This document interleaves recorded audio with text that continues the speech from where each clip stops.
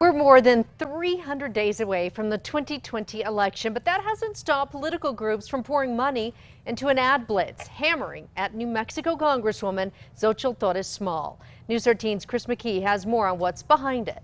Yeah, Jessica, super PACs are spending millions of dollars blanketing the airwaves with ads targeting the freshman Democrat representative Xochitl Torres Small. A political analyst tells us there is both short and long-term strategy in the effort.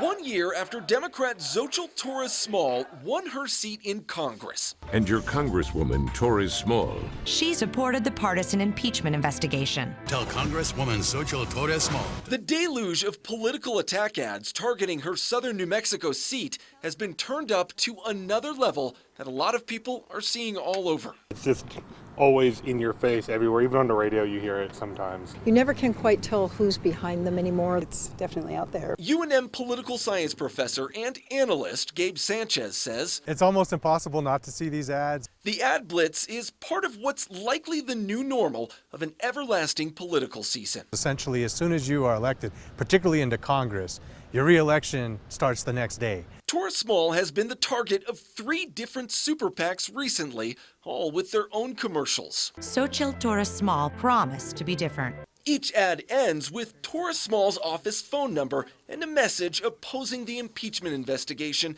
into President Trump. The website Axios reports one of the ad campaigns is worth more than $2 million, targeting Torres Small and 26 other House Democrats in vulnerable districts with nearly the same ads. So they have a real straightforward and specific short-term goal.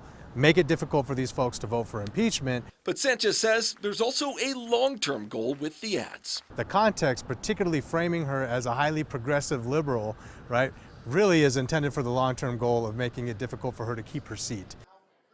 Now, Sanchez says all of that money pouring in from the national groups paying for these ads could also encourage more Republican challengers to jump into the race. So far, 2 Republicans have jumped in. Jessica. All right. Thank you, Chris. We reached out to both Representative Torres Small and the Republican Party of New Mexico tonight to get their take on the ad blitz as well, but we did not hear back.